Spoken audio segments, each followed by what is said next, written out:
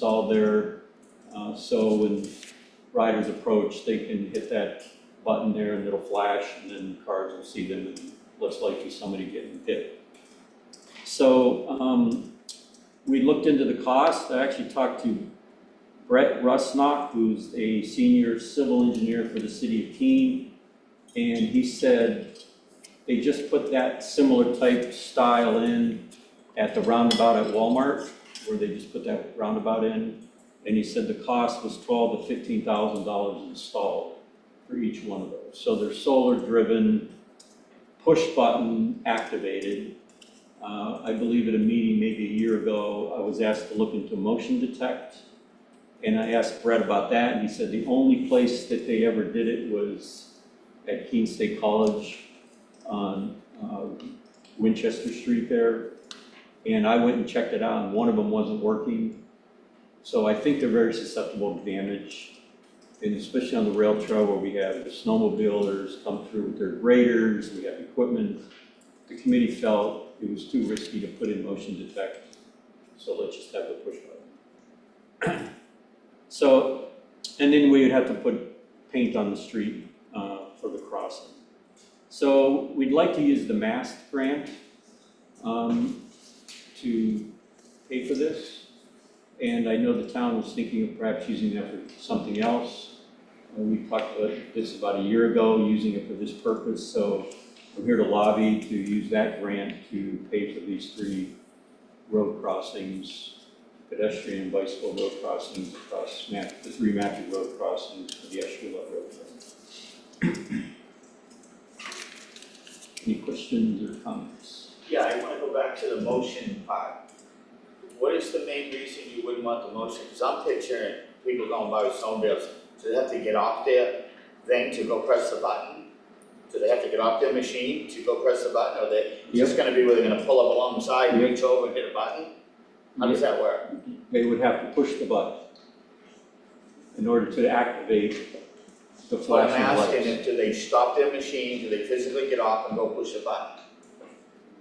Most likely, yes. I don't know exactly where they're going to be located versus where the snowmobile could ride and whether they can reach out over and push the button or not. Yeah. Right?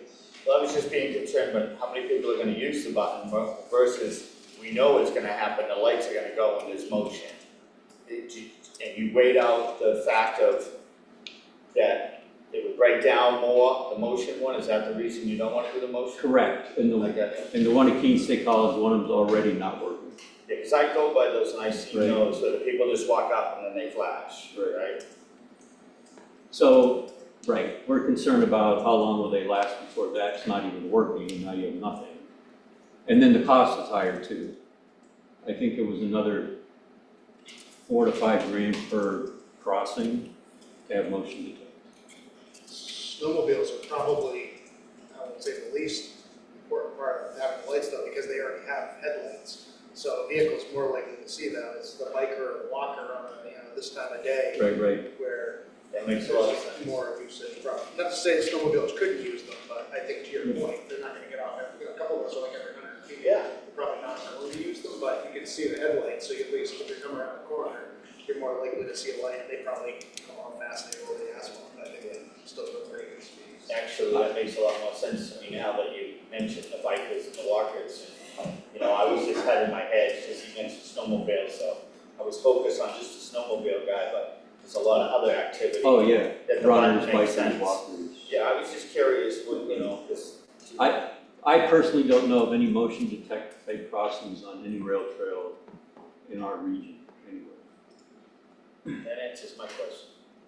The one in Goffstown, which most of you probably haven't been on, but I've used, there's a couple of crossings and they have the ones where you press the button and it flashes the lights, so they don't have. So it's push button, it's not motion detect. Yeah. How many do we need? 3 sets for 3 crossings. So about 45,000. The grant, I believe, is 100K this year, but Up to 100,000 for the MAST grant. So the rub is the board had planned on applying to extend the Route 32 sidewalk further south towards Talbot Hill. So we don't really, we could submit a goal and let them pick, but normally we don't really compete against ourselves. And that would be, we'd be looking for wouldn't be looking for the difference between 45 and 100, we'd probably be looking for around 100. So I didn't want to encourage him to go for it and then either compete against ourselves or have the board say, no, we said we want to do that sidewalk extension, that's not right. Maybe there's a way to try to find the rail trail crossings, some other way if we want to continue to go with the sidewalk, or you might say, no, you want to do the crossings and the waiting around the sidewalk, that's fine too. But I didn't want to send him off to work on something and then have him say, no, we want to do something else. Have you investigated any grants for either of those projects, other grants? Safety and recreation? Yeah, I'm not aware of any off the top of my head, but I couldn't know if there's any. I haven't looked into any other grant for the crossings.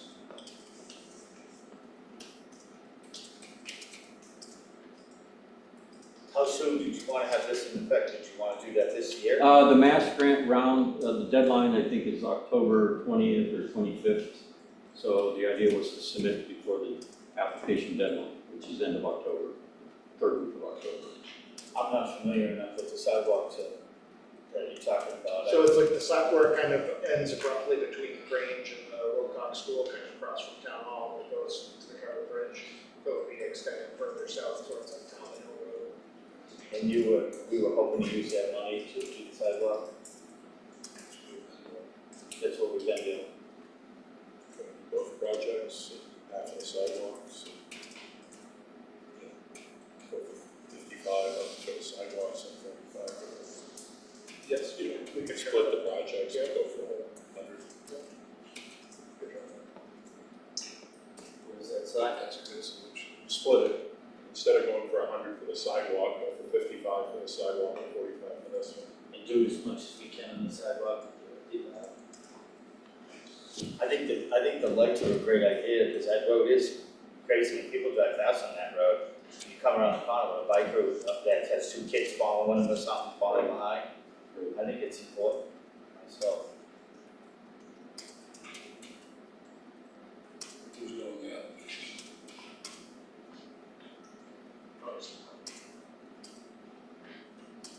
Very smart solution,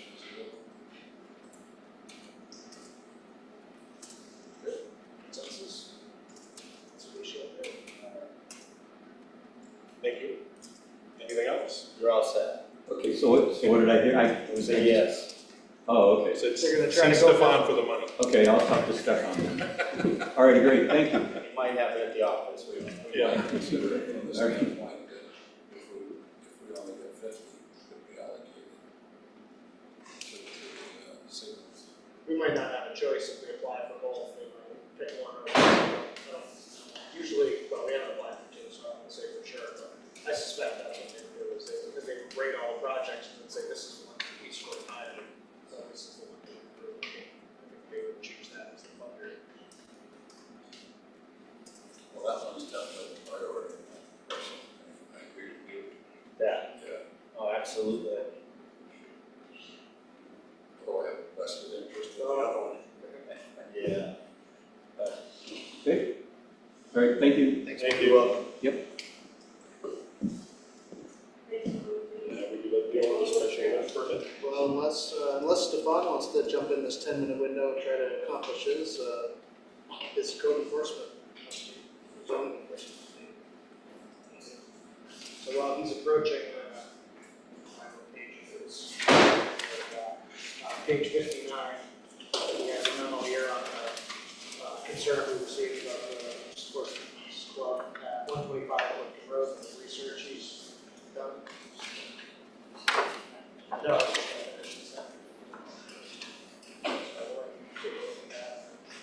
Give you an overview.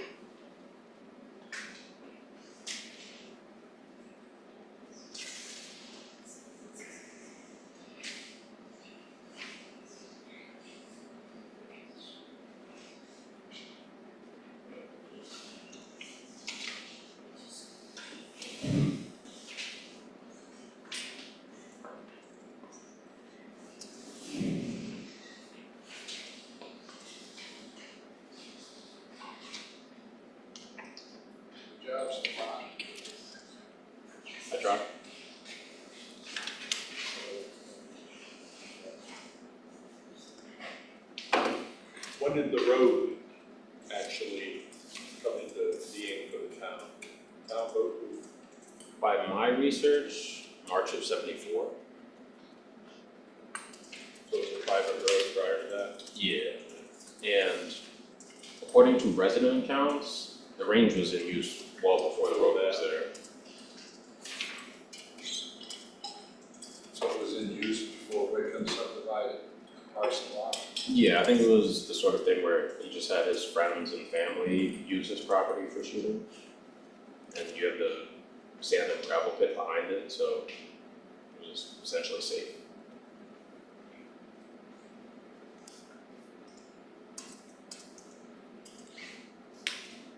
Questions? Do you wanna give the 1 minute synopsis, just while? Yeah. Sure. I'd like to hear it. Absolutely.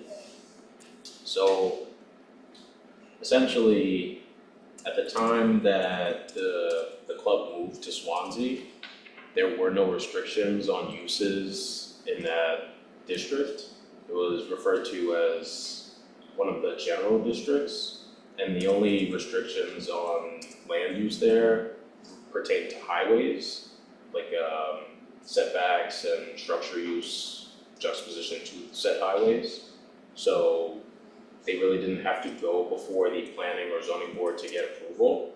And we have record that after zoning regulations developed, they went forward for building permits, special exceptions from the ZBA. So it seemed as though they were in compliance from our records.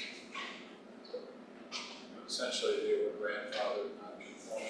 Exactly. And the use of the permit technology is that the town was aware of it and they granted the building permits. And that was in '84. And it's no more activity than there was back then. I mean, the complaints that we're getting is that there's more members and it's growing. And so there's gonna be no control of that at all? I have not received reports of increased activity or Yeah. change of activity. Yeah. I have been there once before. Yeah. It seemed as though they were using the land within the time frame that they said they're supposed to be using the land, so. Yeah.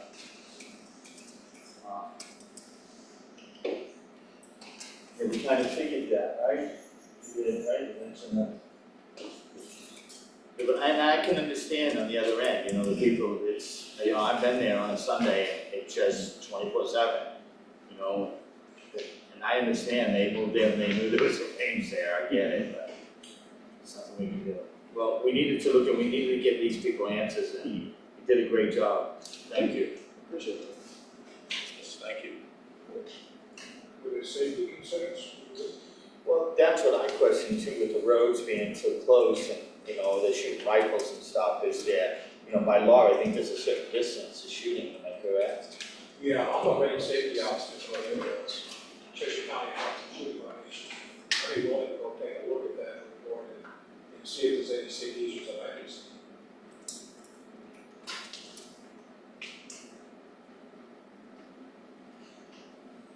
We haven't had any complaints about that type of issue. It's just the noise.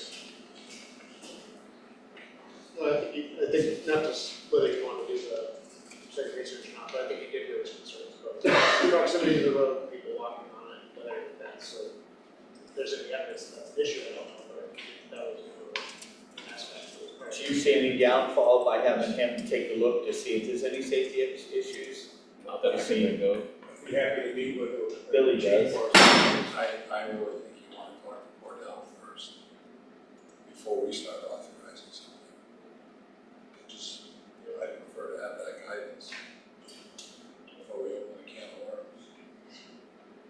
If we're saying it's in compliance, then I would either, yeah, in compliance with the zoning ordinance.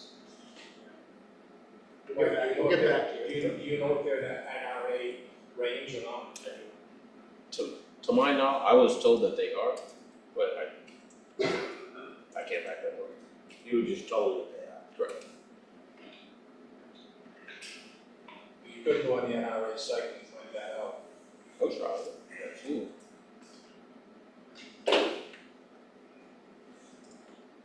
The only health and safety things that I read about pertain to DES and water contamination. And just from what's in the records at town hall, it seems as though they're still in compliance with DES. They have a remediation plan that is ongoing. I'm not Just sure. personally, I'd encourage you to check with legal first, Absolutely. before you start going off. You were asked to check into the zoning aspect. Correct. They were in compliance, you determined that their use predated zoning, was in the general zone at the time. And when zoning came in, it became grandfathered non-conforming. You presented information that they sought permits, the various boards or community gave the, or administration gave the permits. I think before you go any further, I really would check with legal, because you're essentially potentially trespassing on personal property without cause.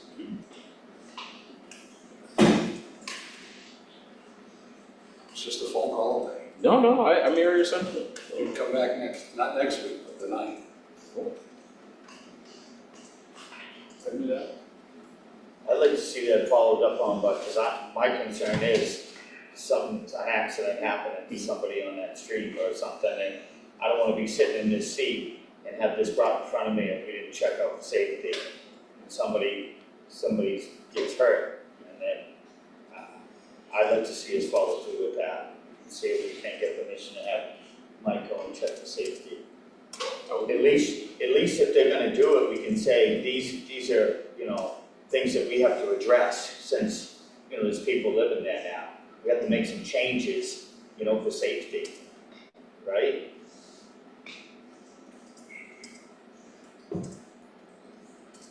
So if they came in after, we found that they can't use the house. If they what? If they built the house after the fact that the ranger's already there, we'd have to tell them they can't use their house because it's safe. That's the danger. I just disagree, I just think we should, I think Check out that might be safety. a also. alright, and I'm not saying to do it without checking out what Bill said, I just think I'd like to see it be followed through. Go to the lawyer, we find out if we're legal to do it, and then if we are, I think we should do it, that's all I'm saying. You can always call up the person on the phone, ask them to give you permission. I don't know.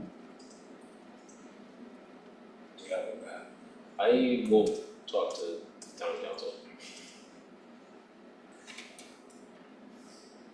Thank you. Thanks, Stefan. Being 6 o'clock, open the public hearing. In accordance with warrant article 14, passed at the 2004 annual town meeting, RSA 41:14-A.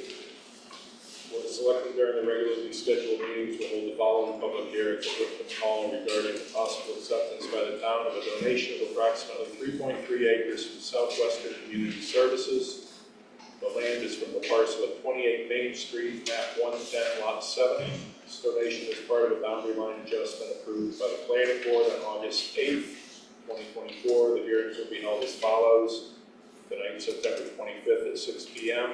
and again on October 9th at 6 p.m. I will say that if you have anything you want to comment on this, if you could identify yourself for the minutes, that'd be great. We'll open the public hearing.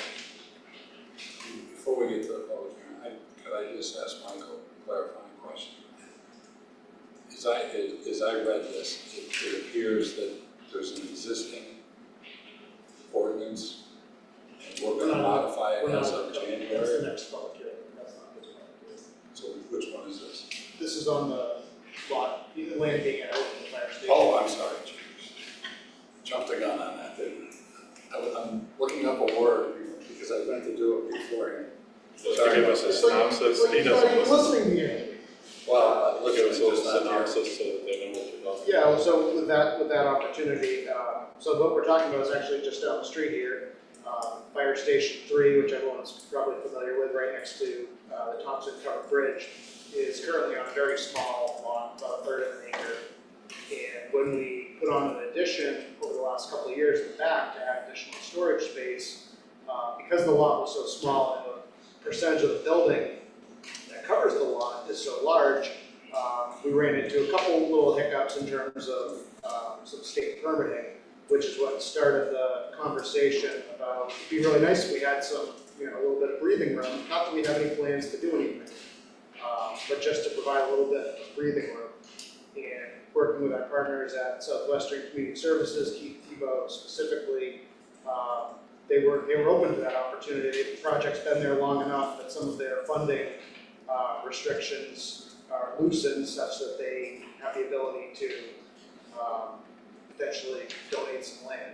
And so that's what we're here to talk about tonight, is them donating approximately 3.3 acres. In your little handout, you'll see a little sketch here which shows the fire station building is what's here. The existing lot is just that little square around it. And it's adding all this river frontage, and then a new line is gonna come up here. So it's really giving some river buffer, which could be nice for some hiking trails potentially down the road. There's kind of an existing parking area that's already used, so that would be on town property. There's a drainage catchment area that would be on town property that went in as part of the Main Street project. And it would just give some additional flexibility around that station. So that's all this hearing is discussing. And the only cost to the town are some transactional costs. So they had to have some survey work done, and a deed drawn up, so it should be under $5,000 for the transaction costs. Questions or comments? Hearing none, I'll close the public hearing.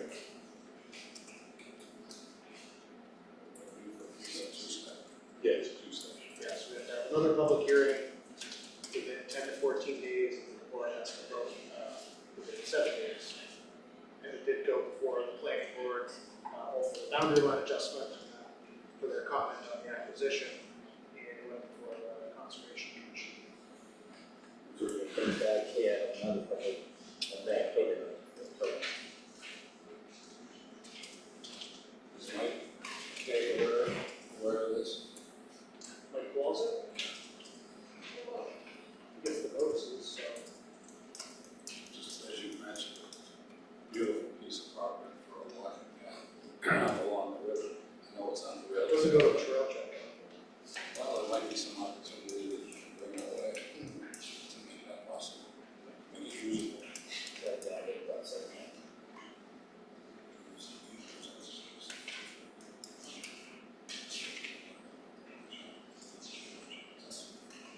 We have 10 more minutes before our next public hearing, so how about new business, special event permit 2024-20 cemetery candle light 4. We have the opportunity of the cemetery sexton in our presence, and he's had some discussions about this. So this is a private event that this lady would like to hold in the cemeteries. She discussed it with him, and he said the selectmen are the cemetery trustees, so really it should go before them. So we'd be looking for approval from the board for use town property and then to approve the special event. Lee, I don't know if you wanted to speak to it? Will Josh make an appearance? Since I made a report, I'll say something. I'm not in real favor of the nighttime event at a cemetery, but that's me. Maybe I'm old. But it just lends itself to hard times for people walking. They would take the elderly out, I would assume hopefully not coming to something like this, but I would like a lot more time to work with it. It's not a big deal as far as it's only taking the top half of the cemeteries where the event is massive. But like I told her, she talked to me. My boss was 2 years in the trustees of the cemetery. I think it's rough for all of us, but whether or not you want to have, she has insurance, I guess, right? For this?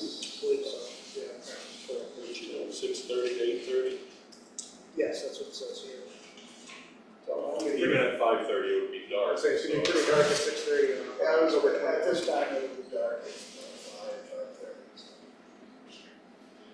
What cemetery you talking Behind the, About two. about? I'm on six. What are the problems with the nighttime? Is that the roads. the what? The roads are rough. I mean, Roots are rough. uneven footing. Triple stone. Is this event they march, they walk? And this event they walk in the event, is that what they do? They're gonna go from different spots within the cemetery. It's a fairly clean route, but we will, it'll have to go across this stone wall, which I think there's an opening, if I'm not mistaken, but they use for the rail trail, so, for the hiking. It's good. And they're hoping to get some people in She's character. supposed to have lights, people are supposed to have flashers, so. It's got a history event to it, so I like that, and bring some stories of old people's lives. Interesting. And that, other places do it, and they do it in the daytime. Do you know why she wants to do it at night? Why can't Because she? she found a place to do it at night. And she's Oh. cool, and it's cool. And again, she stresses the fact that it's not going to be scary. Right. And it will not be. From what I've seen, she's just talking history of the people there, food, the town as we know it, when they had to leave because of the Indians, when they came back, it's going back to the research. So, it's kind of some neat stories. Jerry, do you have a comment or question on? Somebody online is looking to say.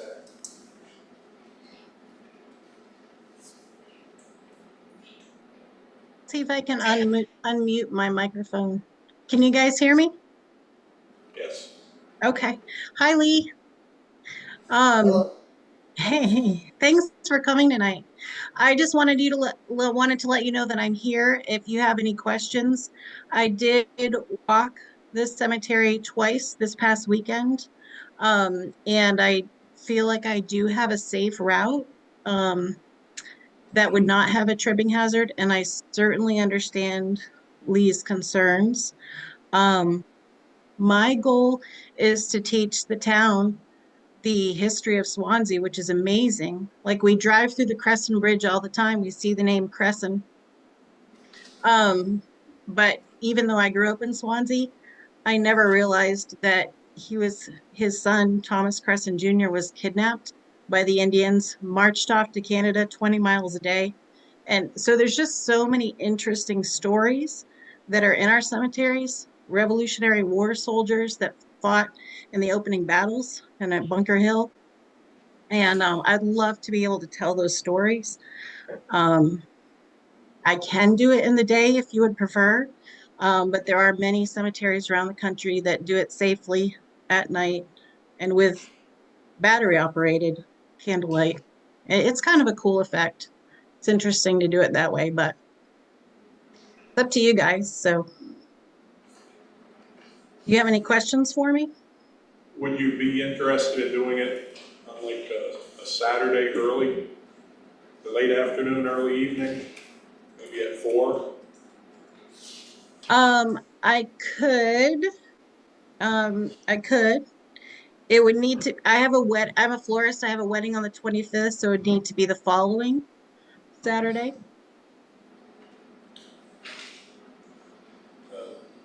We'll get into hunting season. Mhm. Probably go either way. Right now, you're saying the 29th and the 30th, which is the Tuesday, Wednesday? So I'm saying the 29th with the 30th as a rain date. Okay. So, Yeah, it's true.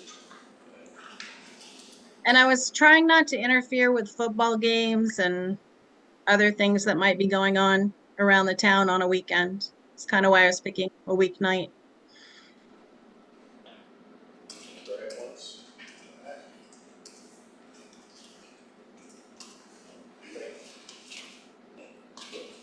contest. It's a lot of fun. Second. Motion made, seconded, to authorize the use of town property and approve special event permit 2024-20. All in favor, say aye. Aye. Aye. Thank you. Thank you.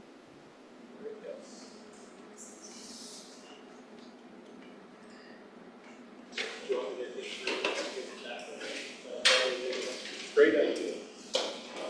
So I just mentioned a slide, since we have a few minutes before the public hearing, just give a little bit of background that might answer some questions that folks have. So this has been something that the select board has been working on for the better part of 2 years. As the bridges have been hit before and we've received concerns. I think it was last spring or summer, the board said, well, why don't we put cameras on them and then we can catch the people that damaged them. And I said, I don't think we can do that. We checked with the New Hampshire Municipal Association. They said, no, you can't have cameras to monitor on the roads or bridges. You can have them on a building like here, but you can't have them where the traveling public is driving. And they said, well, let's try to change the law. And I said, I don't know how that's going to work, but we can try it. And we approached our state representatives. Barry Faulkner helped sponsor the bill, and Jennifer Rhodes helped testify in favor. And so they filed legislation to allow the installation of covered bridge cameras on the covered bridges. And in parallel, just coincidentally, other towns were also working on this issue because they were having problems with it as well. And they had filed legislation to increase the fines if vehicles that were not appropriate went over the bridges, either too high, too heavy, or towing, if they damaged it. So it just was kind of a happy combination that they were also working on that legislation. And we went up and testified in favor and filed letters. Lisa Thorne filed a letter as well. So I want to give her credit as helping advocate for it. And both the House, the Senate approved it, and the governor signed the legislation. So we're now able to install cameras as of September 1st, and we're able to increase the fines as of January 1st, 2025.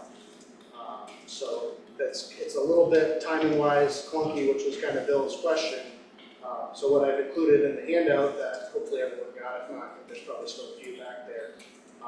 There's the current ordinance, which has current kind of watermarked on it, and then there's the proposed ordinance. So other than a few kind of organizational and typo changes, really the only changes are on that second page, which is where we added in the fines and the cameras. So ironically, a lot of the feedback we've gotten is about the weight limit, which is 3 tons, which is not changing. That ordinance is that consistent, and it's not something we set. It's set by the State Department of Transportation Bridge Bureau. Inspects the bridges periodically, and they set the recommendations regarding posting limits.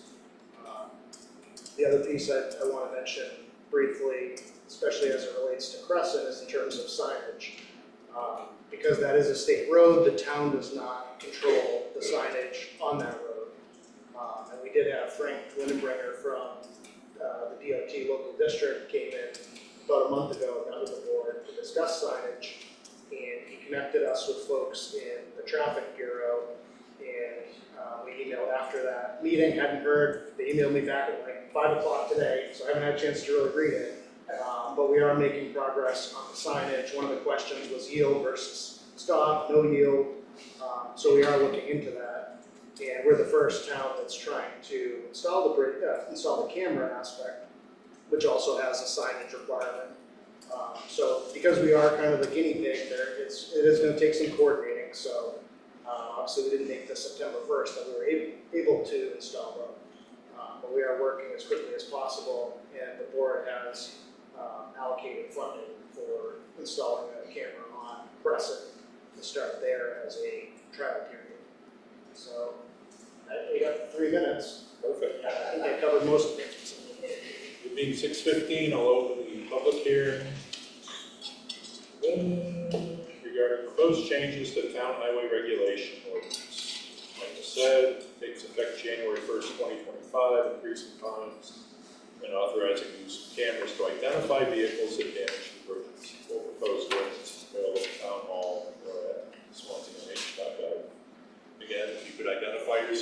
you speak for the minutes, that would be great. I'll open the public hearing. Brian? Rogers.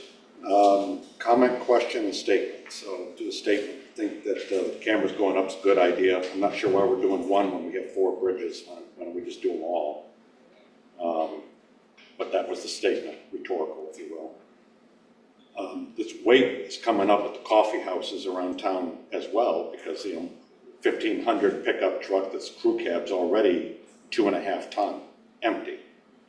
So the 3-ton limit kind of got people, even though it's been 3 tons for 200 years, I don't think we're in the position to go ticketing people that driving through there with their pickup trucks, and I don't think that's the goal. But the in tow and RVs and all that other stuff is. So since another officer just gave her notice and another one's about to give his notice, and we're short on cops, we put the cameras up, what are we gonna do with it? Because if we don't ticket, it's not gonna mean a darn thing to anybody. Just to your point, I think the funding is a big issue as far as the number of cameras. We are in a budget year, so next year Before we do the other stuff. we do some others. Could you clarify what the scope of the cameras is? Because we don't have enforcement power with the cameras. Cameras can only be used, we can only retain the data for 7 days, and they can only be used to identify the cause of damage. So we can't be looking on there to see if overweight truck went over. It's only for the damage. We see the damage, we go out, we check the data on the camera, and then we are able to bill them. So it's not, they're separate. Like I said, it's a coincidence that the fees, a good coincidence, but they're unrelated. We can't use the cameras for the fines unless there's damage. So that goes to the RSA for electronic ticketing, it's not 11s too. But I believe the law also puts in there that if damage is found on the bridge, maybe that's not really visible, like a broken structural piece, the camera could identify a heavy vehicle maybe that did it. Sure. And that there are fines that include, if the bridge has to be closed for repairs, that person's liable for it and their insurance. That would definitely slow them down. Right over here. Yeah, Mark Johnson, just with regard to the signage, I think it's really important to direct drivers that are trying to get to the high school with a load of footsies or something, that are from West Springfield, how to get around. I think that truck detour signage is really important so that we don't end up in this situation. I mean, you mentioned the roads are state roads, so that we may have a problem posting at each entry road to the bridges, whether there's 2 or 3 to each bridge that, would get people there. But I do think that that's an important thing to maybe discuss or think about. Yeah. Thanks. Who went through the list of Google Maps and everybody? Oh, yes. Was it Stefan? So Stefan was supposed to remind you. Oh, okay. So, Katrina. believe it or not, Google didn't know we had restrictions on our. That shocks me. So now they do, and some of the other MapQuest and those, I saw a list that said that a lot of them don't have that capability, so. Right, that speaks to what I'm saying, is that these folks come from out of town and are trying to get to somewhere on the other side of a bridge that they cannot cross. I think we need to help them before they get to that situation, have to grab back, hand them up over, up by Matthews Road or something. And to try to help those folks not get in the situation, to help us out so the bridge is something. Yeah, sir. Yes, Rick Robichaud. I live right across from the fire department on 35 Main Street, so I see the bridge all the time. I'm retired. I live right there. And some of the stuff I've seen on the bridge in going on 18 years now has been pretty horrific as far as accidents that have happened there. And I think the biggest thing of all that should happen to these bridges is there should be a stop sign on each side. I mean, and a warning before the stop sign. And that's gonna slow everybody down, it's gonna stop the accidents, and then when they stop and see the sign, oh, nothing in tow, because most of them are going 30, 40 miles an hour over the bridge all the time.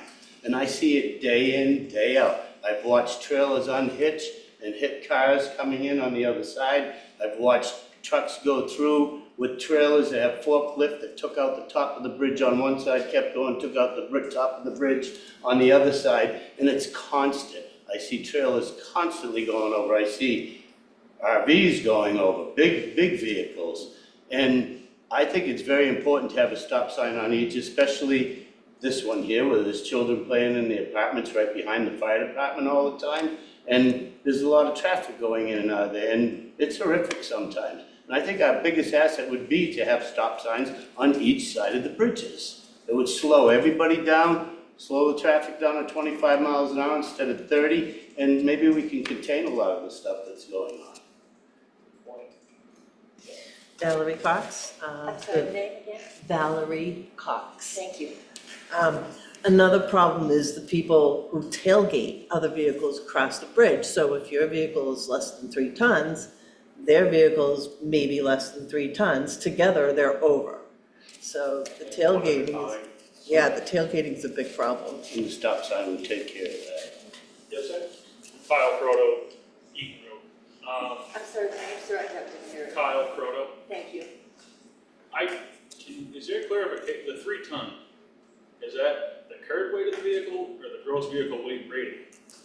Is it, I believe it's written in here as a GVRW. And that makes a significant difference on what the vehicles can go across that bridge. So is it based off the curb weight or the gross vehicle weight rating? Yes, we have to talk to the state about it, since they're the ones that post it. Because I mean, an empty pickup truck is under, obviously if they got a ton of pellets in the back, they're gonna be over. Yeah. So, but that's my question, I guess, because it would make a big difference. So, Maureen? hi, Noreen Jones. So just to be clear, did you say that if a camera sees a bridge, sees a vehicle go over the bridge and knock out some boards, you can't, even if you get see the whole thing? That's what you can use the camera to identify the vehicle for. You can, Right, but just for a vehicle being oversized right. or overweight, Okay. if there's no damage noted on the bridge, you can't use the camera to identify the vehicle.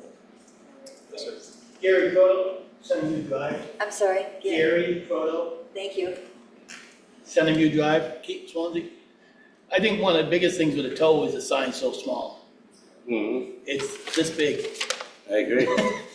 you know, I agree. and it's right at the bridge.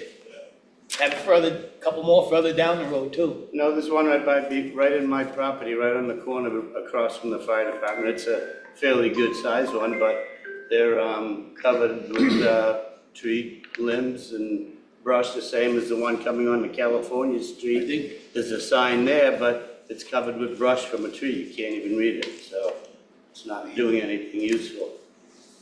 more signage is the way to go, and Yeah. I get the same question as my son on the gross weight. Where we go on the curb, or how we doing the gross weight? Steve Tenney, Eaton Road.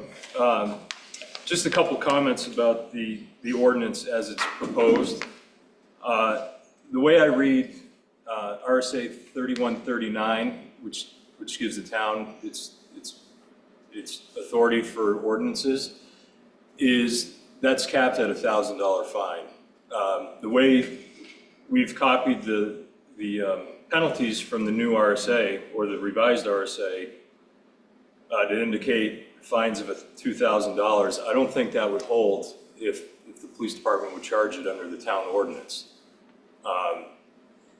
My recommendation would be to reword this whole ordinance and just reference the new RSA and the new penalties. Because God forbid, if we wrote someone under the ordinance and they won, you wouldn't get your restitution either. It would be dropped. So. The way I read it though was, because it's a law of 2 parts, that one is for the overweight or oversized vehicle, and the other one is the damage. It is, but it's the fine if the damage impedes the flow of traffic.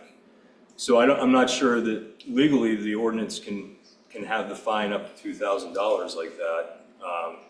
I think it would be cleaner to just reference the RSA in the penalty section of this new ordinance.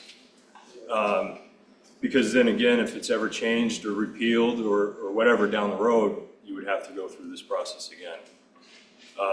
And with that, because this is so much clearer and actually gives the town much better standing, if my neighbor's towing his lawn tractor to Guyette's, why do we have the tow part of it in there? If someone's using a passenger car with a small landscaping trailer, they're now responsible. You have a lot of measures that they're responsible, and if they're a responsible driver, they can tow a small trailer through the bridge responsibly without having to go all through Keene. No. I'll go with Lee, I think, because weren't you DPW when the tree spade going through Carl? Is that one we have put in the nothing in tow, or? Yeah, that's on the board with the pen. Yeah, so, and I understand. It's just that people don't Trust me, seem to know what they're towing. I understand the concept of why it came to be. I was a resident when it happened. But it's kind of like making rules for everybody when only one person has a problem, right? So if we have a camera where we can identify the violator and charge that person and get our restitution back, maybe it's time to look at that for the responsible drivers in town. But, so I would reword the whole penalty section and just reference the RSA. I think it's cleaner. I think it's easier for the police department on whether they want to use the ordinance or the RSA to charge.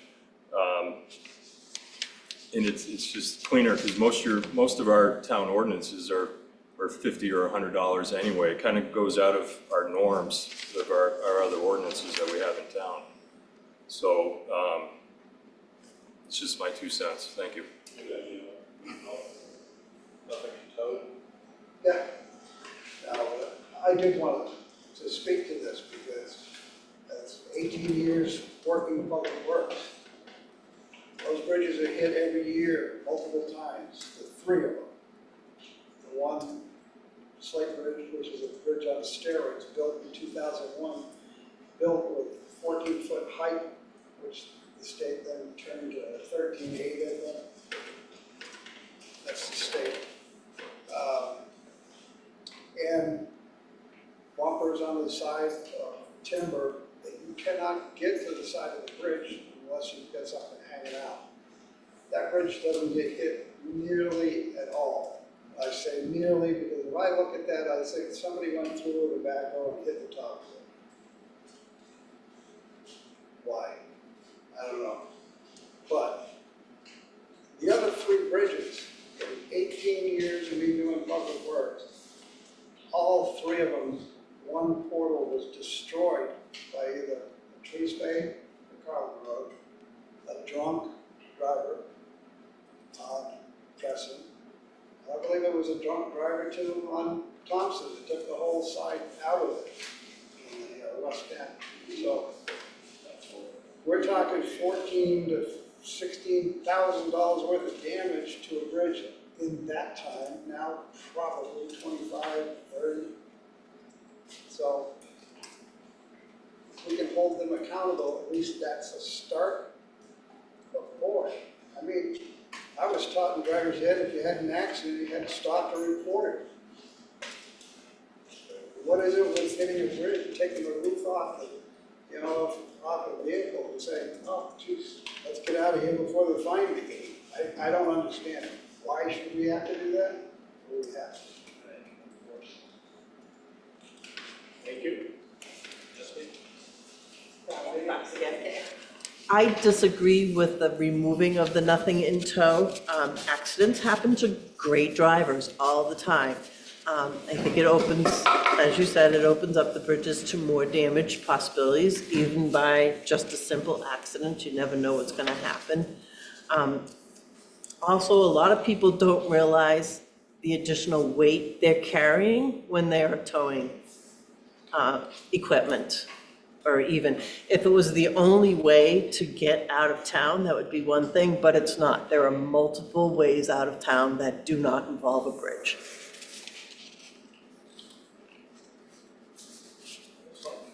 Mark Johnson, Swanzey Lake Road. Just with regard to signage again, because that's what I do. Letter height is a math. People can see a certain height letter from a certain distance. And there's a reason that a stop sign doesn't say, take your foot off the accelerator and put it on the brake. It just says, stop. Because too much, nobody's going to read. So the design of the signs, I think, is important. Letter height is important. It's so that people can, it speaks to people as they approach it. And hopefully, like I said before, we'll have detour signs so that it doesn't have to happen. That's all. And I would donate my time to help design signs. If it's not a state issue, I'd be happy to do that. Kyle Proto again. Lee was saying that in 18 years there's been a lot of accidents. I've lived within a mile of the Crescent Bridge for 30 plus years of my life. Drive over it multiple times a day. Now I live between the Thompson and Crescent Bridge. Has there ever been any thought of just closing them and making them historical sites? There's adequate parking lots for people to park and enjoy the bridge. Just open them to pedestrians and bicycles, and then that would eliminate the people overweight on it. That would eliminate any of that. Because if you're gonna impose $500 fines for a weight limit to over half the registered cars in town, you might think about closing them anyway. Make it easier for the fire department. Well, I'm just saying, like, in the article, it says town vehicles are allowed to go over town pickups, but my pickup's not. Is that because the town pickup weighs less than my pickup, or? I don't know, I'm just asking a question. Or because the fire truck's got its lights on, it's less weight? I don't know. I would say that the 3-ton limit, what factors into that is that over time, if it was 5-ton, the engineer is saying that over time, constant 5-ton traffic would, be detrimental to the bridge, and so they lowered it to 3. I'm just saying, throwing out numbers. So I think that might be the issue, and then, maintenance vehicles, Oh, I understand, but 3 days this week I've driven over the Crescent Bridge on the way home. Yeah. And 3 days this week, driven 2 sedations on the bridge at the same time. Yeah. So that's the same problem, right? Yeah, exactly. Without weight. You brought up about somebody hitting the bridge. Just keep going, go home. We had an incident the other night, Joe. Can you explain to me what happened the other night with that truck that did hit the bridge and the officer went to his home, right? The RV? This one right here, they hit this bridge the other night and somebody followed the guy, Yeah, right? he's from North Carolina. He was identified. We went, located him. He was confused about where he was going. He was following GPS. And obviously paying more attention to GPS than the signage. And unfortunately, he did hit the bridge. So, on that incident now, is there any, do we fine him? Do we say? Yes, he was issued a citation and it was He an does get a report citation. created, got insurance. That's what we do now when that happens. So he'll end up paying for that damage. The insurance company will. His insurance company. I just wanted to know what we do now. So Lee, I just want to bring up again, the accident, the biggest one that happened, I think on this bridge and said, well, I remember that one well, because I think the camera is a great idea. When that accident happened, I was standing on the front lawn, the guy drove through the pickup truck with the big trailer on the back and had a forklift that was 11 feet high, the part of the forklift. He took out the front part of the bridge, kept going, took out the other side of the bridge, and he was gonna keep going. I jumped in my pickup truck and drove over all of that wood to catch him and cut him off on the road that goes to the right there, whatever the name was. Yeah, South Winchester Road.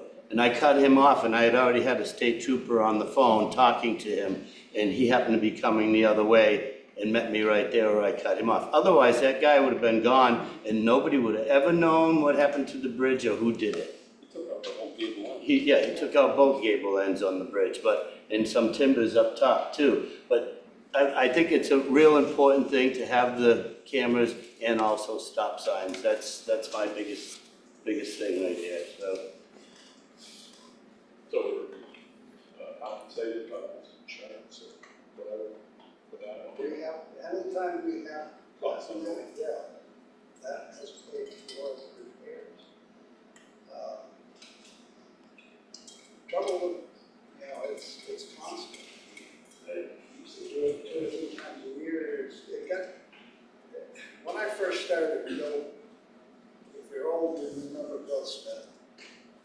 Bill Smith lived up the hill. And he'd do our minor repairs in the bridge. He had boards all painted on the bridge. He'd come down and tell me, somebody just hit the bridge. Pay him to fix it. But that was another issue too, because when that bridge was rebuilt in '95, they did the typical wear course in the bridge was not all the way out to the edge. So if you moved over, your tires went down. Once your tires went down off the wear strips, you went into the side of the bridge, tore out boards on the inside. When we rebuilt the floor, we rebuilt the floor further out so you can't do it on it. And that's the way pressing bridge, they just redid that. It used to be when I grew up, 3-foot strips for your tires, that's it. So. But also the height, the tractor trailer went over. Now it's all the way across, so you don't fall off. So we learned. Yes, ma'am. I was also considering, like, there should be an informational aspect to this as well, because a lot of people don't know how much their vehicle weighs. A lot of people don't realize how tall their vehicles may be or what they have in their vehicles may be. So I've seen other bridges in other states where they have like maybe a safety bar before you get, if you hit this bar, you can't go through the bridge, or even just like flags that come down. So, and then there's some type of system where you can know if you don't clear that, you can't continue on. And the other thing is maybe an informational session on a Saturday or a Sunday, you know, come find out how much your vehicle weighs. You know, we can get a vehicle weight machine, and it's just information for people so that they know. It takes out the question part. It's right on your registration. Always used to. The GVRW is on your registration. Right, that's Oh, the is point. it? The curb- See, I don't know that. The curb weight of your vehicle is on the inside of your driver's side door. In the door, yeah. So the kids when you take drivers in. Yes. Lisa Thorne, Service Crossing Road. So a couple of things. Front row seat. Front row seat. I'm very much against taking down the signs that say nothing in tow, because one of the things we haven't talked about is the pedestrians that are on the bridge. And I don't know about you, but I've gone through that bridge walking when a truck comes through with a pontoon boat on a trailer. Not fun. So I think taking down any signs about anything in tow is, we need to keep those signs up. My other question is, and maybe clarify this for me. Did I understand correctly that we cannot use the cameras to enforce the weight? Okay, Unless there's damage. unless there's damage. So repeated use day by day by day is causing damage. What is the plan to enforce the weight? If we can't use the cameras to do it, what's the plan? We start catching people and finding them. When are they doing that? Because I have cameras. I don't see the police stopping anybody for the heavy trucks. And now, last Friday night at 8 minutes of 5 o'clock, the cars pulled up in front of my house. It was a Swanzey police cruiser. He was stopped in traffic, waiting for people to come across the bridge, very politely. Right behind him was an oversized truck pulling a giant trailer, an equipment trailer. I'm gonna give him the benefit of the doubt and say he stopped him when they both got to the other side, because I couldn't see. But I wanna know, are they doing anything? Are they instructed to do anything? What good are the cameras if we're not enforcing it? Well, we do have officers down there, and they are enforcing it. Obviously, when they're stationed down there, people take alternate routes. When they're stationed down there, you have them on the other end. You have them by the stop sign at Matthews Road. You need to have them on Causeway Road. I'll refer them to Causeway. The day of the last town-wide yard sale, you had an officer, somebody, was on Causeway Road. They were there maybe 10 minutes. Someone went across the bridge with a truck towing a boat. They went after them, they stopped them. That person was under suspension out of Massachusetts. So the truck got towed and the trailer got towed. Unfortunately, probably took the officer out of the enforcement detail for a while, right? Well, that incurs paperwork. Right. It incurs paperwork, but I guess my point is, you're gonna see it on this side of the bridge. The other side of the bridge, you're just getting people who are stopping at the stop or not stopping at the stop sign for Matthews Road. I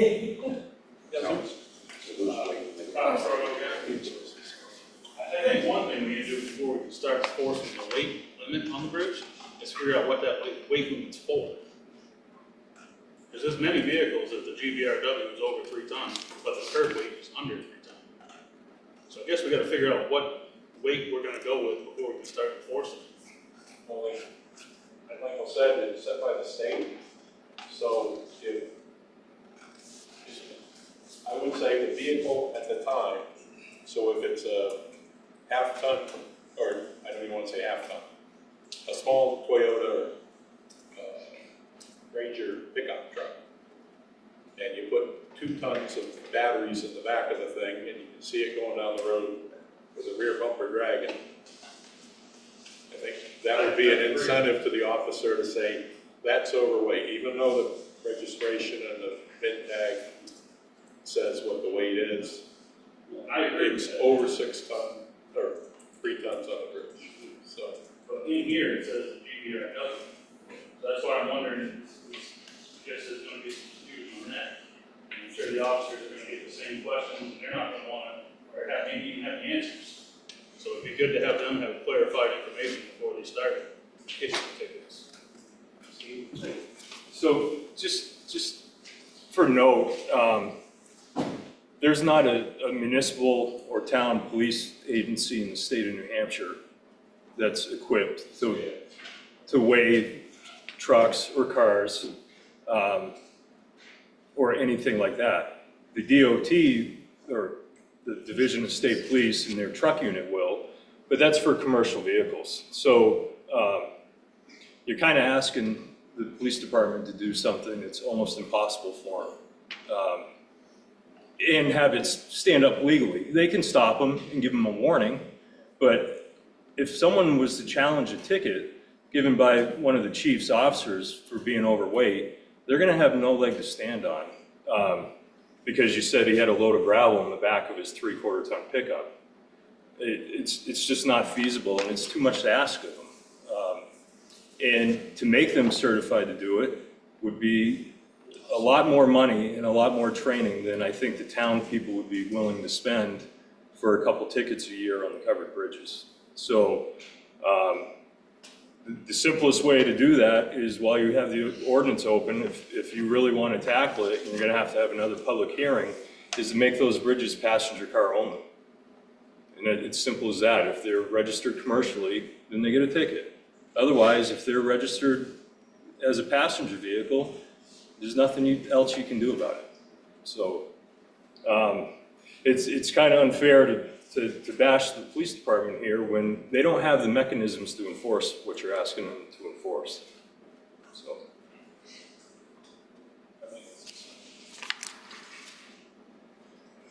I guess they are listed as passenger cars only except for the Slate Bridge. Well, the Crescent Bridge is 4 pickup trucks. Well, and I think it's a passenger registered vehicle, it's light trucks, which, you know, minus your one-ton dump trucks, I think everybody would be okay with. Noreen Johnson, I just had a quick question. I see the Schwann's truck, I've seen that go over the bridge many times. So if I see it going over the bridge and I take a picture of it and I have its license plate number and the date and all that, can I do anything with it? I would refer to the chief, but I would say only if there's damage. Only if there's damage? If you wanted to call Schwann's, Oh. maybe. I don't know. Yeah. There was a tractor trailer trying to come over this one here about 3 months ago, and I blocked it. I made it back up. I could rat out many of businesses here just from seeing the trucks that have gone over it daily. And I mean, I'm not gonna sit here and do that, but there are some businesses in town that use it daily with big trucks. Tell the businesses, What's that? tell the businesses. Yeah. Can you speak to that though, Chief? If someone sent you, all right, I've got a picture of this truck that, you know, say it's a dump truck, it's clearly oversized, overweight, and it's halfway across the bridge. If they send that to you, can you do anything with that picture in terms of enforcement? Well, obviously, the officer can observe the violation, so he'd be at a deficit. But we definitely follow up and speak to the company and the operator who's driving the vehicle. Lisa? Lisa Thorne again. Okay, so on the average, probably 10 to 15 commercial vehicles a day show up on my cameras. So should I start sending those pictures? Mhm. Because it's every day and a lot of them are locals. Sure. Okay? Please do. You crashed my email and send them to me, so. I know, I crashed everybody's email, but you know, it's not a couple ticket a day issue. It's multiple and they're big, you know. A certain company from town that delivers dumpsters takes their truck through the bridge with a dumpster on the back of it, you know. But no one doesn't. And I guess my other question is, can we ask for help from the state DOT? We did. Road We signage. met with them about a month ago. No, I mean the enforcement, I don't think the guys with DOT the scales. I don't think DOT does it with enforcement. Local districts. I notified the Troop C, and they put out troopers there on a couple occasions, but you definitely have to have a commercial unit with scales to try to enforce that. So we have a town ordinance, could the sheriff's department write a ticket to someone based on our town ordinance? Certainly. Brian? Yeah, so I think what I'm hearing in layman's terms really is cars, passenger cars and pickup trucks that are registered as passenger cars, which would be everything, the pickup trucks. Those aren't the concern, those aren't the issue, and we really aren't terribly concerned about them, even if they're towing something small, if they're not causing damage, right? If they cause damage, that's when we're gonna click into these camera things and start doing some, potentially writing some tickets. I think they were with you until you said the towing. The only thing we can use the cameras for is for damage. That's what I just said. So that's the only real change. I mean, this isn't worded that way, but from hearing the people talk, the only real concern people are saying, I think, is passenger cars and pickup trucks. If Joe wants to go through there with her utility trailer with a bag of leaves on it, it's been one lane, nothing in tow for decades. This isn't anything new. The fines are, so we're going to do something about it. Right, but I think what we're hearing is they're not gonna go and sit there and find people that are going over limit. If there's damage and there's a reason to get called there, that's a different story. Well, it sounds like we just got somebody with a trailer, person from Massachusetts that's under suspension. Yeah, right in front of the Yeah, house. takes the officer out. The client takes to dispose of that situation. I understand. What even drives the point further is that they're not gonna be tagging us for driving their car across there with a bag of trash because our truck weighs 6,200 pounds. Hey, they would have no way to know it, and the ticket would never hold up in the first place. So this is really about damage. Well, then that's a different conversation. I don't know, just the danger part of it alone. A month and a half ago, a truck coming over here with the trailer on it, got to the end of the bridge, there were two cars waiting up in front of our houses, right in front of the fire department. The trailer unhitched from the truck when it got to this side of the bridge and hit the two cars on the other side of the bridge. So I think we need to really try and enforce the in tow. I've seen too many accidents that it's done damage like that. There was another one where a guy had a trailer on the back of his truck and a car was halfway through the bridge. He went through and kept going through and took out the whole side of the lady's car, wiped it out completely, and damaged the bridge at the same time. So the in tow is a big concern as far as I'm concerned. Oh, it is. It's a very big concern, it has to be addressed. Yeah, I'm not saying it's not. Right. I'm just saying that info is not a new thing. We've been dealing with this for decades, because it's been the law for decades. Just two things, Mark Johnson again. What's the schedule with them and Thompson? Weather permitting, it's hoping to be done this week. Oh, okay, great, because I'm gonna try and hammer the detour thing. Well, if we're not helping these guys, if we're not helping these drivers avoid these bridges with appropriate signage at the entry roads, there's entries to all these bridges, there's only so many ways you can get to them. And if the signage were placed appropriately, that said fines up to 1,000, as Steve was saying, or 2,000, whatever the jargon is, go this way, you know? We need to help the drivers not get in that situation. And I think that would minimize it at least. And have the detour route be explain what type of vehicles have it at that stage, as well as at the bridge. You know, so that you're having, you know, no big box figures, no whatever. You can even have not cartoons, but silhouette pictures, anything. But I think the detour signage is extremely important. That's just my take on it. Thank you. You know, Mark, I think Mark has some unbelievable ideas here. I think that's a key thing. I think that's extremely key. But I also think this didn't happen overnight. This has been happening for too many years and nothing being done. So now everybody in town just knows, you can go over there, don't mind the sign. And there's the problem here, we've never done nothing for 10, 15, 20 years.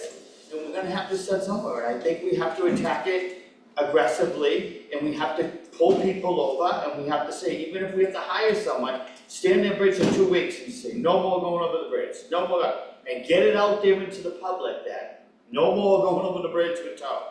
We've done it, we allowed it too long, and we grew our own monster. We have a monster now because we let it happen, simple. That's what I got, but I think Mark's ideas is, don't let the people get in front of it and say, oh shit, how'd I get here? Let them take the right or the left before then, so they go around it. I think you got great ideas, and the stop signs, I think are great too. Well, so are the Walmart greeters. I mean, we could have our own crew of Walmart greeters, you know, that are all here going, hey, no, yup, nope, yup, That's right. you know. That's right. And I think we have to figure something out, where we have to get it out into the town where everybody's aware of it now. They're busting everybody for going over the bridge. We're stopping it. Enough is enough now. So that word gets out, and it will. The word gets out, right, and then it gets to talk of the town. Oh, Joe went over there, we Just like, got a do you speed through Troy? Nope, you know. Yeah, that's no, you don't do that. Right, you know. That's no, you don't do Right, you that. don't speed through You're gonna Troy, get caught. Why, you know, right. That's right. Exactly. I knew that when I first moved here, everybody told me. So I think, Jim, I think I know the answer to my question before I asked it. How did you get here to your house? How did I get into that? Did you come across the Thompson Bridge? Is your truck over 6,200 pounds? I just found that out. That's my tonight. question, I told right. them, and now it's the So, wrong way. I think that's the, block, so we're good. I think that's the biggest issue is, No, you're am right. I gonna get a $500 ticket for driving my pickup truck to Market Basket? That's a good question. Or do I gotta go all the way around town? But I thought Stevie answered that with the passenger vehicles thing, right? Steve, isn't that like a passenger, is your truck considered a passenger vehicle? But it's over 3 tons. Yeah. And I was playing semantics there because we're talking about loads on trucks, right? We all know the real damage to the bridge and why the weight limits are there are for, you know, the 1-ton dumps that are being used commercially for landscaping or small deliveries or whatever. That's really the focus, and that's what's going to hurt the weight-wise. So it's kind of playing games with as far as if I put a load of gravel in my truck or a ton of pellets in my truck. You know, that's not who you're looking for. And I would say, before you have the police officers sit there, who we all know, and it was talked about when I walked in the door, are already short-staffed and they're answering calls, and they have minimum deployment issues and everything else. Get the signs up first. You know, Yep. What good is the education thing if we don't have a way to direct the people around it? So the signage is a great idea. And then if you want to, I would suggest in an overtime fashion, if the chief's guys aren't already burnt out from covering shifts, put them out there on extra details. But, you know, I would take into consideration, there's a lot of other stuff going around in this town. And if you just look at the log once in a while, sometimes being overweight or towing a landscaping trailer through the bridge isn't what's important. So. Does it have to be a police officer? That's just the same thing. Could we use a security, somebody out there? Is that possible, Steve or Joe? Could you answer that? I'll do that. Could we put somebody out there just to not give tickets out, but say, hey, no, we're gonna, you can't do that. You can't come over here with that. But what about a big stop sign in your hand to go out and put the stop sign? Well, I had traffic in my park, speeding traffic, and I hired a security company, and they parked their vehicle, and I paid for 3 months, and I stopped all the speeders in there, because I sat the security guy there, and he drove to the house, and he walked up and said, you just came in here too fast, you can't do that no more. I'm just wondering, could we do similar to something like that? Well, I'd have to see the proposal, have to see all the elements as far as how we want to do that. So you have a lot of liability issues. I get it. So we have to approach it in a venue that's, you know, appropriate. I figured that. I just wonder if we could get around it some other way, because I agree with Steve, I know how short-handed we are, and I know it's hard to just put a policeman there all day and night, but I really feel that's where we're at now. I mean, we gotta let the town know, we gotta get it out there. Put a track over the bridge. There's a certain way, it's like, they go in the river. Right. So we had a number of years ago, Keene was going to go to the e-ticket cameras, and the taxpayers overwhelmingly shot it down. Didn't even have a chance. So e-ticket cameras are allowed in the state of New Hampshire. I don't believe so. We had to change the law to identify a vehicle, to allow the police to identify a vehicle with a camera. And the reason we did it, to add covered bridges, was because I think after 9/11, Homeland Security put cameras on the major overpasses and bridges for DOT, the interstate stuff. So that's why we added bridges. I don't believe you can do plate recognition, right? There's an e-ticket, there's no camera tickets. No camera e-tickets?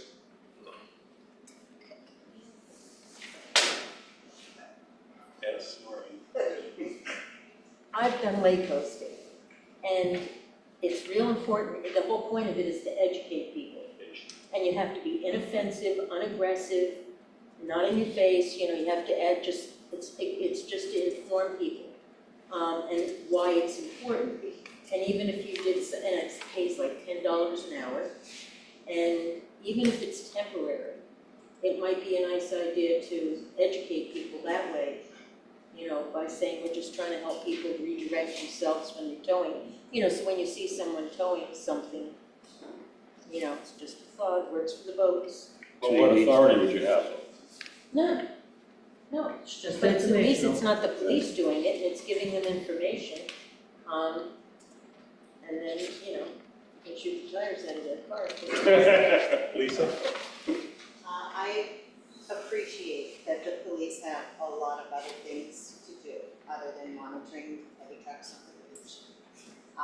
To bring it back to the stop sign, the signage issue, there really should be a stop sign on both sides of that Crescent Bridge.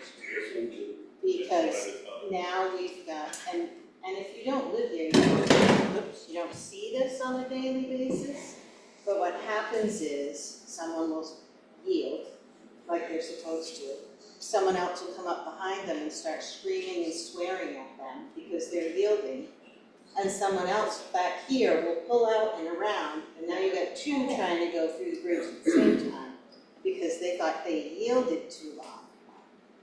So there's that going on because everyone is in such a hurry and no one's patient. And the police chief can correct me if I'm wrong, but there was an incident a couple months ago that someone flashed a gun at someone else because they yielded to traffic. So it's not just a little issue.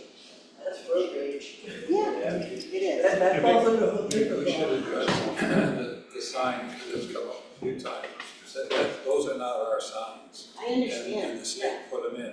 But how do And we we get that talked, down? I don't know if, I think you were here, I thought you were here when we talked to Frank Lendenbringer and brought up we brought it up and we felt that it would have been better to either have no signs or 2 stop signs.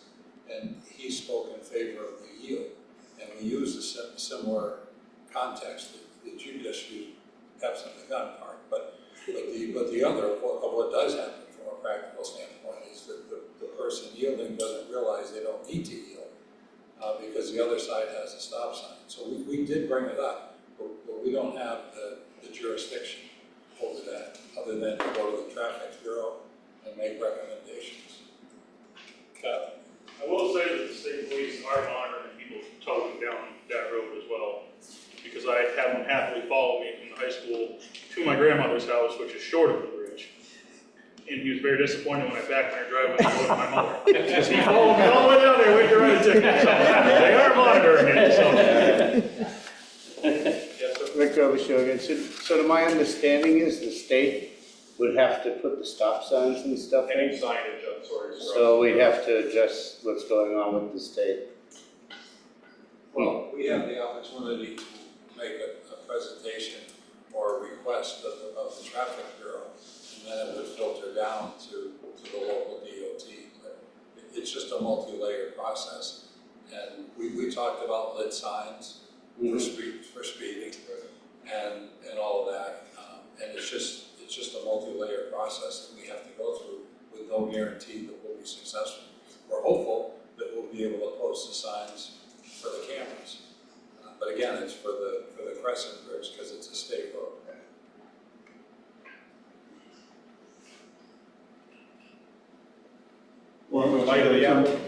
Returning to the detour sign question, so the state would have to authorize, if we put signs up here by the church, to head down to Denman Thompson Road if you were driving anything that was not compliant, that has to be authorized by the state. This would be a town road. This would be, oh, okay, so it's only on the state roads. Yeah. Okay. So can I put some stop signs down at this bridge? Maybe a drop bar. It's worked pretty well. The 40 years I've been here with no stop signs. People seem to be more respectful at this bridge than the Crescent Bridge. But I think our point to Frank was whatever's on one side should be on the other. You know, we're not remembering too, by putting these cameras up, that might deter people, that might be like, oh, they got cameras now. So that might solve some of our problems in itself, not just for damage, you know, because now people are gonna be aware, they've got cameras here, so these guys that are towing that might help the whole problem a lot, just by us doing what we're doing. You know what you're saying, we could put dummy cameras on the rest of them. I'll buy them, you know. No, but if we did see dummy improvement, cameras on I the would rest of them, push it. same sign. No, Mark, I would push it, if we saw it, I would push it, and I think Bill and Sly on the same page, we would find the money to see if we can get them all camera. Because I think cameras are gonna, Bill says we can get a sign, right, Bill, that says cameras. That we Yeah, so we put the sign on cameras now, I think it's gonna slow down speeders, towers, everything, overweight, with good signage, the cameras, I think we're gonna put a dent in it. Mark, the reason that we focused on Crescent was because it was the area with the most incidents and the cost, and the most substantial, and the most traffic. But we will go through the budgeting process with regard to the other bridges. I think Sly mentioned that earlier, for next year. And our IT provider, remember that we only do one because it is kind of experimental. Oh, that's right, I forgot you mentioned that. Yeah, but we plan to do it. Yes, Scott? Has anybody approached the DOT? Because I believe it's still like in front of our wall, that's still state road, correct? Yeah. Has anybody approached the DOT about putting a sign there? Before they even turn down Source Cross Road about tractor trailers do not take next right? That's what I'm saying. Continue straight to Denton Thompson Road? We had them in here a few weeks ago. So, yeah, I just asked him, he said. Yeah, but I But I don't didn't think we put the talked sign about doing what Mark said. No, but we were talking about putting some signs away Yeah. so that We did. people know they could take alternate I routes. think there is a sign on that corner. my house is the height sign. That catches the smart driver Take the left. and the stop. And I saw one yesterday. There aren't many smart drivers. Most of them are barreling down through. And you want to see the fun is when they get the Canadians and all the power guys down here, and you get a storm outage. What's the best route to get back to the public service? Right down by my house. Whole line, a whole line of them there. Those guys are key. So we have notified the online mapping, like I was saying earlier, that Google now knows there's restrictions on those roads. But some of the other MapQuest and whatnots don't have anything. Did you say that it is on Google and MapQuest now? Google, We've was notified. Yeah. Google said that there were no restrictions on their roads in Swanzey, so we put them on. With the covered bridges, so. Oh, that's cool. Yeah. That's how long it's gonna take, but for them to get it on there. And people look up one time to go to Home Depot, and then they don't look again, right, you know, so, because they know. Now they know. Come up 32 and go right across the bridge.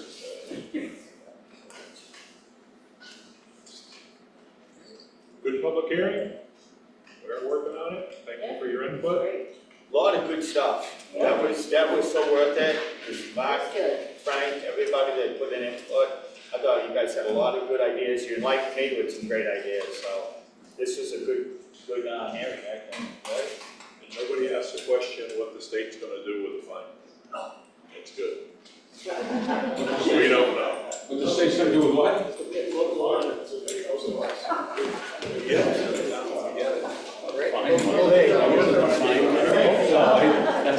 We get the money, so be careful going home. He said with the fine money. I thought that was just for damage.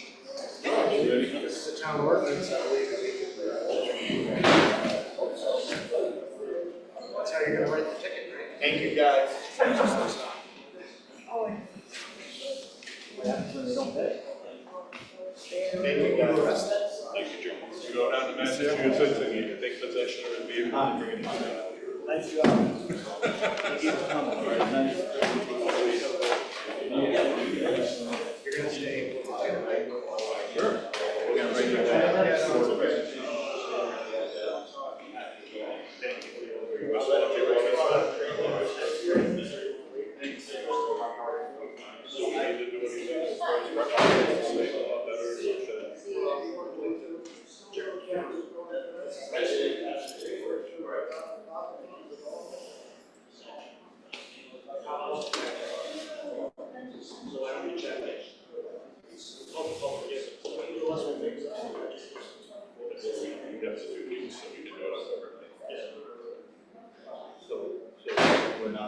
We don't vote. Well, it's not going into effect until January 1 anyway. Okay. Look into something new and then bring it back on the 9th. That's great. Great idea. Table it until October 9th. They want to look into some of the legal items that were mentioned.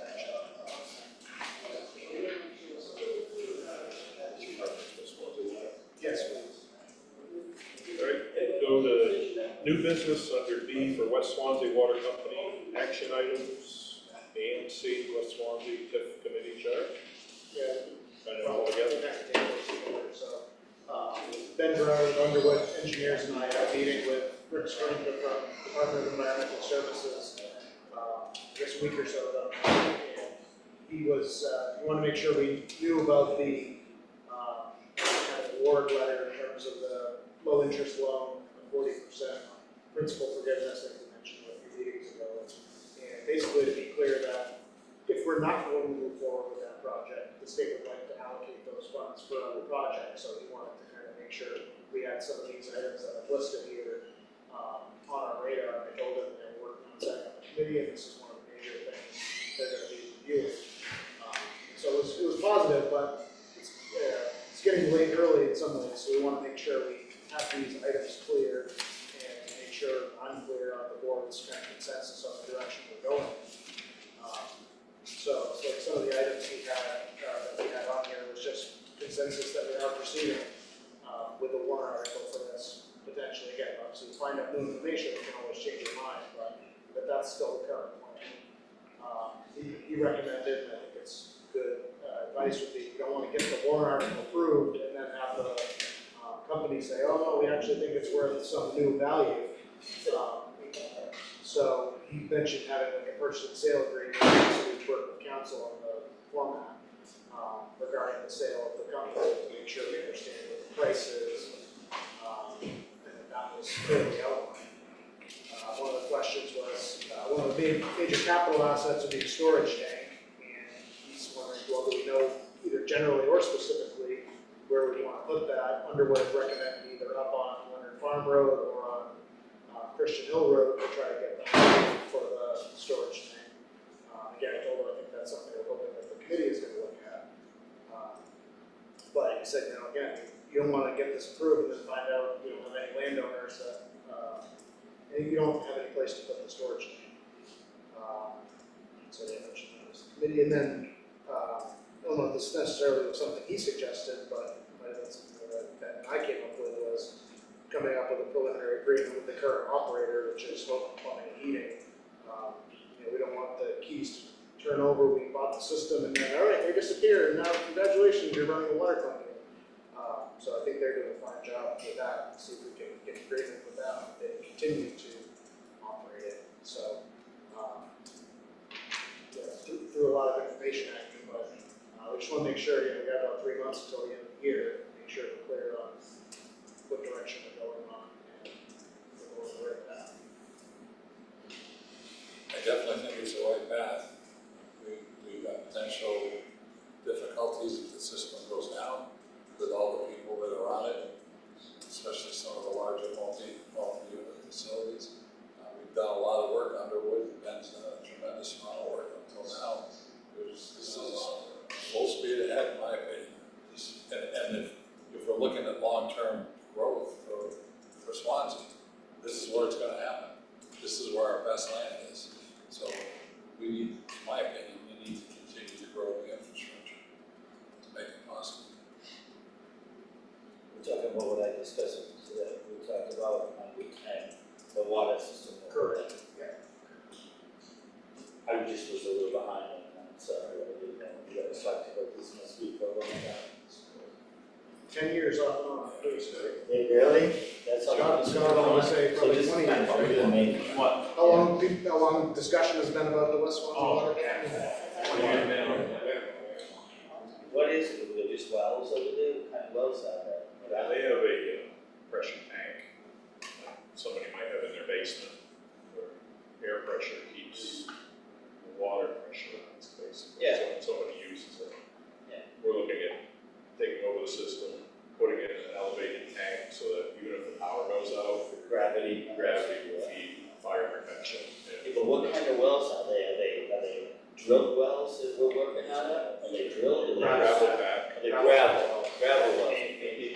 80 feet. Those two that they're using now side by side, they were 80 feet deep, gravel packed, they're a huge area out there, built. Big rock will float around and. Sunk the wells down there. And that's just a pumping out of there, first 15 minutes. The largest Did you say 350 a minute? in that area. Oh, that's good. This is the largest aquifer area. Yeah, I think it actually goes up to me, because Goes up to me too. it goes pretty far. It's not, it's endless water. Had a big supply of water. And But- ran out. Yeah. And then there's the third one. There's a third well, that was a bigger one. That was a 500, just a gallon, and now one is running. Not right now. But what was the problem with the building right there about when it just made it on water? Is it pressure? Was it because of pressure? The new apartments in Sycamores. Capacity, storage capacity. Storage capacity. They let them go on there, but this is storage capacity for the size of the tank they have. I think it's 5,000 gallons in there. To add on more, I think the state requirements would be for large storage for another one. Oh, that's what the problem was. Yes, 'Cause that's, yeah, it's not. I thought it was a water thing. No, It has no, nothing to do with that. It's, No, I nothing to get do it. with it. So anyway, those wells. I remember when they ran the mill down there in the morning. In the morning, they had 7 dye kettles down there, and 4 lay flats, all of them, as well as wet finish downstairs, which washes off and all that other stuff. Never a problem. Wow. It's a lot of water. We're talking about putting a water storage tank up high in the town and we've had that full and then that gravity feeds down below our areas. Wells and pump up to it. You went on that side of the river or this side, probably better on this side of the river because then you got the system over here, this side too. Again, If you don't tie into California Brook, they're starving over there, they're in big trouble for water. You know what I mean? They might take it on, that would be good. That whole area, those condos. I don't know what they're gonna do. Statement consensus? Yep, consensus as well. Full steam ahead. Full steam ahead. Very good, that's what I thought, so I just wanted to make sure, and that's. Get it right. Yep, exactly, you got that consensus right. I have it. Perfect.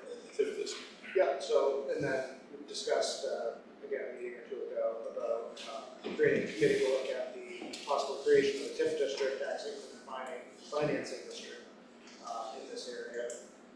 With one of the projects, not the only one, but one of the projects being related to this, related to the water company.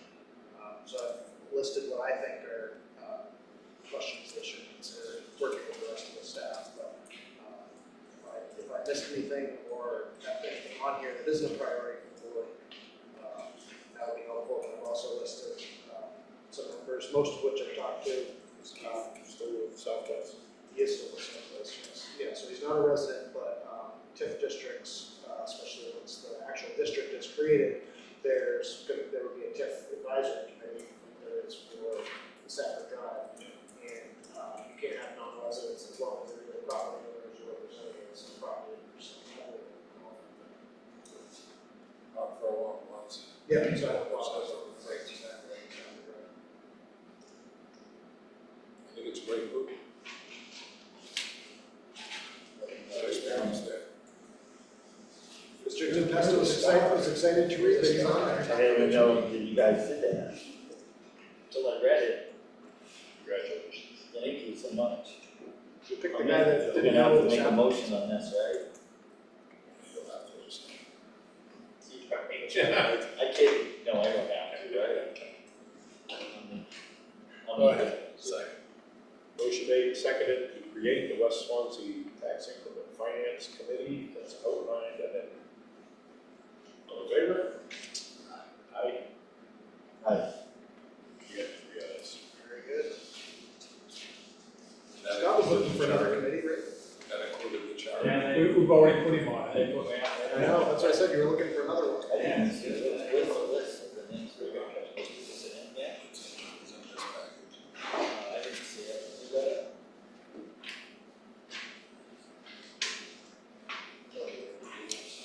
Spell your name right?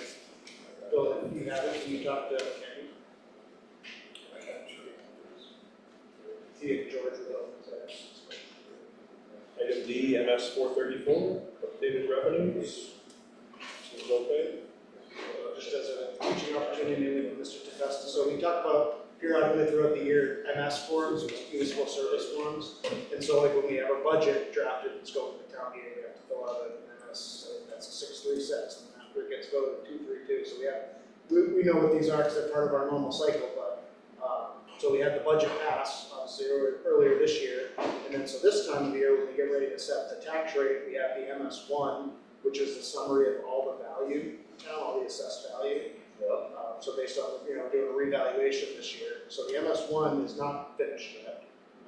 But the other piece is you can't change your budget. The budget was approved by the voters, there's no changing unless you have special, in general, you can't change. But every year the state gives you an opportunity at this time of year to update revenues if you want to. So maybe like the state revenues came in much higher than we expected, right? Because we're gonna lower the tax rate. So usually we don't do too much adjusting at this point, but we have an opportunity. So this is kind of the first check-in with the board about where the revenues are looking. And we talked about the revenues when we were at the mid-year point. So this is just kind of, we get into fall, we get close to the tax rate setting. We've got some estimates based on what we were projecting based on the budget, but with the MS1 changing with the reval, we know the tax rates are going to change. Normally we'd be saying, it's probably going to be about this, but we really don't know with the reval. So they're just, explaining that. So this is an opportunity if we wanted to change the revenues, but I think for the most part, we would stay. Okay. It's just kind of your preview that the Thank you. tax rate is coming. Yeah. For the meeting schedule, Mr. Hollover has a upcoming absence. I told you, I'd review it and send you any questions you have. So you can show up for the 16th?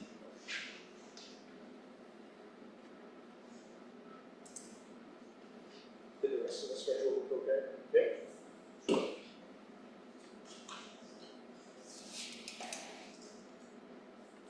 what's the NHMA conference? It is at the Center for New Hampshire. So that might be a good one, Jimmy. October 30th or 31st, and you have the day you want to spend with Manchester. Beautiful Manchester. If you be beached up a little bit, on the board. Just some classes and stuff. You can look at the schedule if you're interested. So we would keep me updated with that, and then maybe I can speak up through that. You can come on if you want. He's teaching the classes. Oh. And we're gonna punt on recreation. Yes, I should have. Yeah, correct. Is there value in just discussing the concept? We can, sure. No? Basically, the concept was, we've had a few members resign, and we just feel like it might be more successful as like a Friends volunteer association versus like a committee that, has to worry about meetings and minutes. It's not really an oversight committee, it's always meant to be like a support committee, so it might function better just as kind of Friends of the rec department versus not a committee. So that was How many people are left on it? I believe two. Only 2? Is that because we didn't pay attention with adding people on, or she didn't ask for them, or we just let people sort of drift It's on? a combination of factors, so we did have two resign, so they were at the same time, this summer, because she had an engaged over something, and she's busy with camp. So I think one of them certainly been on there a long time, I think maybe since it started, so. And a lot of the issues that has resolved themselves. Richardson Park, South Road, Brownfield. But the only thing I didn't see in that is maybe we should update the charge to say it's recreation for all ages. And maybe give some seniors to provide some input as far as senior recreation. Just, doesn't seem like it was geared really for kids. Well, at that point, we were just trying to, Yeah. kids programming started in Right. a lot of ways, really just the camp and soccer, softball. So, partly a victim of the success of that. Yeah. In part thanks to the volunteers. Do you feel confident that there'd be enough people that could come in to support her with some of the programming and organizational structure to ensure? I guess I would say that she could, I wouldn't want to speak for her. Do you feel comfortable with that? I wouldn't want to speak for her. I'm asking you. I feel comfortable standing. Yeah, obviously. I'm not gonna be there on Saturday night stuff and scarecrows before the Friday night before those, so I don't want to speak to that. But she seems to have a pretty good memory. Administrative update? I think we've had enough. Okay. Correspondence, no? Public input? I think we had a lot of public input tonight. We've had enough. I think we had enough. Do we have any non-publics? Yes. Start with A for dismissal of promotion and compensation for the employee.